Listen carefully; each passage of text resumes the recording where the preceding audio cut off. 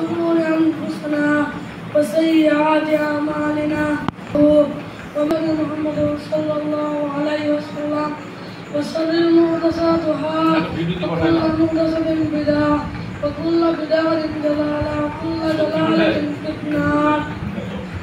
أعوذ بالله من الشيطان الرجيم. بسم الله الرحمن الرحيم.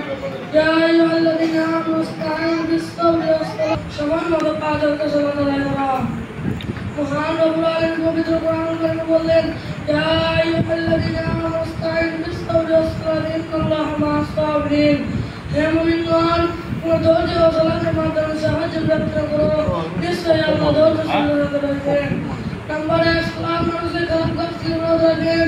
সালাত এমন একটি ইবাদত যার মধ্যে আল্লাহ মানুষের খারাপ কাজ থেকে বিরত রাখেন। যদি কোনো ব্যক্তি রাসূল সাল্লাল্লাহু আলাইহি ওয়াসাল্লামের পদ্ধতিতে সালাত আদায় করে, তাহলে সে ব্যক্তি কোনো রকমের খারাপ কাজ করতে পারে না। আল্লাহ বললেন, ইন্নাস সালাতা তানহা আনিল ফাহশাই ওয়াল মুনকার।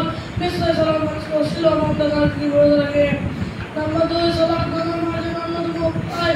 রাসূল সাল্লাল্লাহু আলাইহি ওয়াসাল্লাম বললেন, যে তোমাদের পরিবারের সামনে বিরতি রাখে, সে যদি প্রতিদিন পাঁচ ওয়াক্ত করে, তাহলে তার দেহ যদি নির্মল অবস্থিত থাকবে।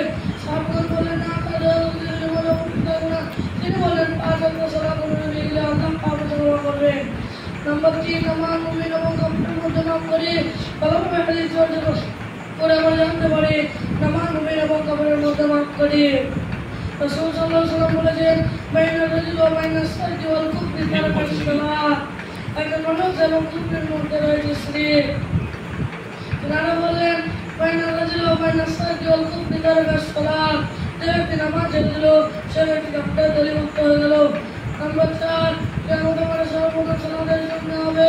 কিয়ামতের মাঠে সর্বপ্রথম সামনে হবে সালাতের মাধ্যমে।